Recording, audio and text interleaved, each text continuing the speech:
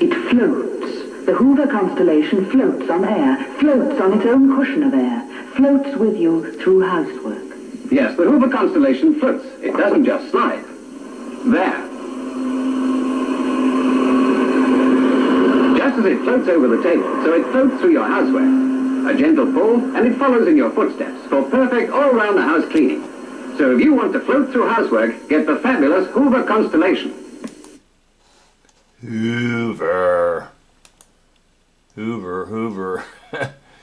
Okay, we have another American hero.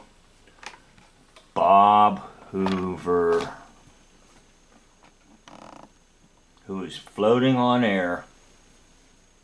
The American pilot who escaped the Nazi POW camp in a Focke-Wulf. That would be a German airplane. Bob Hoover's unbelievable story. Unbelievable story. Well, this is going to be probably a 2 or 3-parter. So let's join Bob Hoover, the one who floated on air, in his unbelievable story.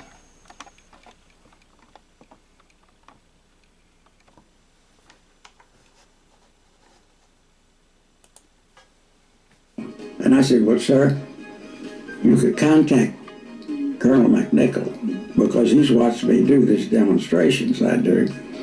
And I said, he told me if I could ever get a transfer that he'd make me a flight leader if I could get an appointment to his outfit. And he's in the 52nd Fighter Group, he commands it. He said, son, we'll have your orders within 2 weeks. But things weren't quite that simple. Perhaps they never are. But then again, this is Bob Hoover we are talking about.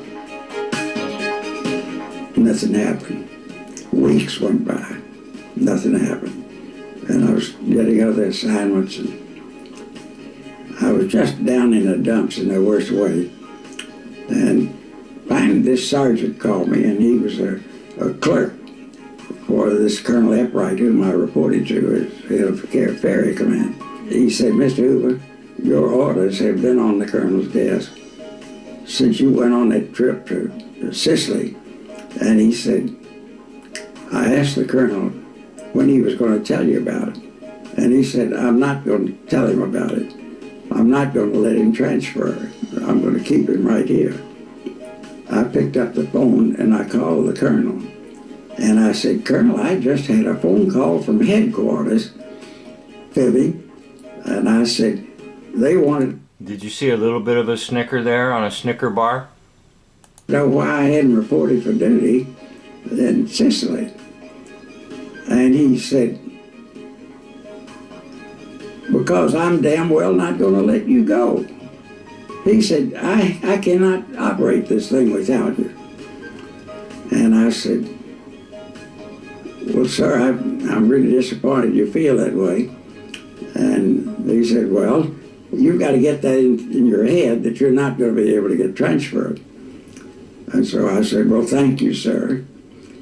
And my next flight was to Palermo, Sicily with Spitfires to the 52nd Fighter Group.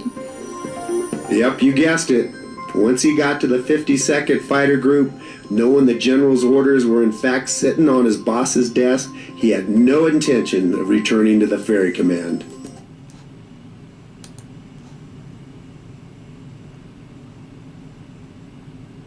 Oh, 6 different Disney characters. Yup, you guessed it. I'm Goofy. Hi, Goofy. Mickey Mouse Talking Phone from Hasbro's Preschool Division.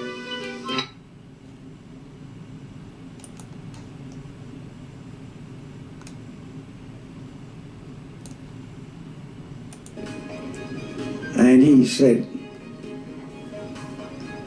because I'm damn well not going to let you go. He said, I cannot operate this thing without you.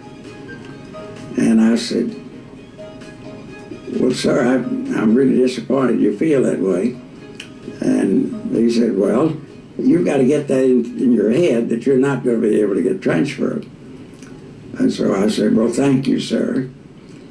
Then my next flight was to Palermo, Sicily with Spitfires to the 52nd Fighter Group.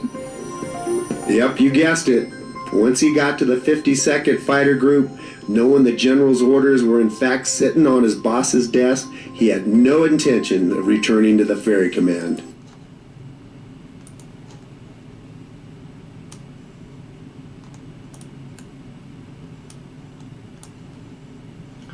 Yep, you guessed it. It's a whole bunch of baloney.